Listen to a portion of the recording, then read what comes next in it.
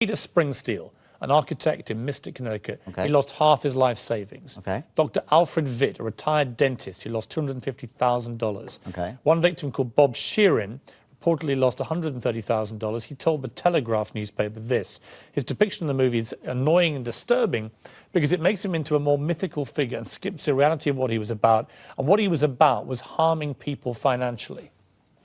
I think the movie clearly paints that picture But that's accurate, isn't it? What?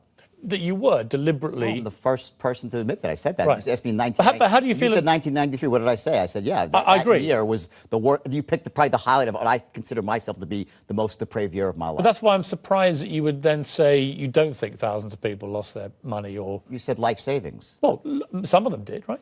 I don't know anyone who lost their life savings. No, the one that you... Again, I'm not saying that makes it right, but let's just be accurate. But how do you feel about these people... I think it's awful. Losing a lot of money, in some cases having their lives completely turned upside down? I think it's terrible. On a human level, have you ever met any of them?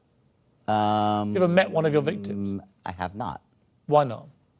No one has sought me out. Why haven't you sought them out? You know, I don't want to intrude anybody's life, and you know, Come on, Jordan, that's a cop-out. No, it's not. I don't think it's appropriate to seek my You don't victims think out. would it not be part of your self-redemption to actually track some of these people down? We know some of their names. We know what they're saying about you. If you actually called them up and just said, I actually would like to talk to you. I would like to apologize personally to what happened. You know, I never really considered it before, but I think a better way for me is over the next 15 years as I go around the world and continue to speak and do my stuff, all the money that flows in, I think action speaks louder than words.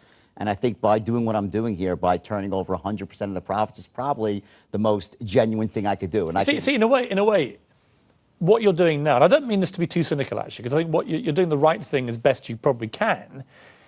What I would say to you, if I was being critical, is you're kind of talking about it still as a financial thing to be resolved financially, that you can deal with this with money in the same way that at the time you could make money out of these people. It was all money. It wasn't really about human beings. I suppose my question to you would be that, you know, when I read out these names, these are real people, right, really, who have suffered personally badly. But have you ever seen them as human beings? Or is part of the issue with the kind of culture that we see in the movie that actually in the end you become slightly dehumanized? Oh, I think that's a very good point you're bringing up. And I think that one of the ways I allowed myself to do that was to sort of take a step back, and they become account numbers and names versus people. And yeah, I think that's a problem with, again, what happens on Wall Street sometimes. Not with everybody, but it's a possibility. But if you think that's how I feel now, then you're completely don't know what is in my heart, because honestly, I feel terrible about what happened. You asked if I had shame back then. Yes. Now, no. I'm not going to live my life in shame. I think it's a toxic emotion.